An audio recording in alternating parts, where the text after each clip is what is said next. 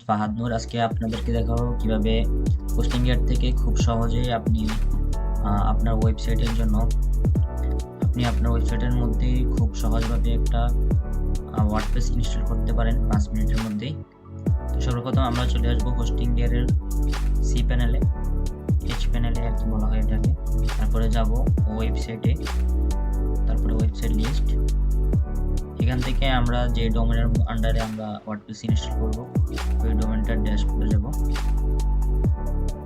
আচ্ছা, আমরা এখানে আসবো। এখানে আসার পরে আমরা সর্বপ্রথমে আসবো হচ্ছে ওয়ার্ডপ্রেস থেকে এখান থেকে ওভারভিউতে আসবো।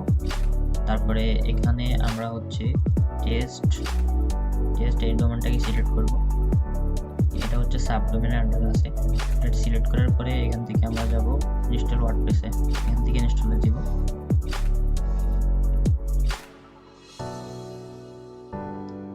তারপরে আমরা এখানে একটা টাইটেল দিয়ে দিব। আমরা সাপোজ দিচ্ছি টেস্ট, এখানে হচ্ছে জিমেলটা দিচ্ছি এবং হচ্ছে এখানে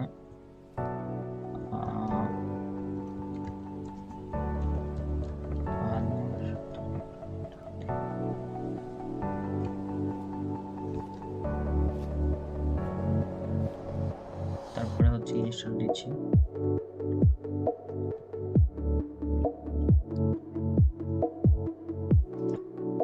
এখানের মধ্যে হচ্ছে আমাদের ওয়ার্ডপ্রেসটা ইনস্টল হয়ে গেছে। আমরা যদি আবার চেক করি ওয়েবসাইট লিস্ট, তারপরে এখান থেকে আপনারা দেখতে পাচ্ছেন যে এই ডোমেনের পাশে একটা ওয়ার্ডপ্রেসের একটা লোগো চলে আসছে।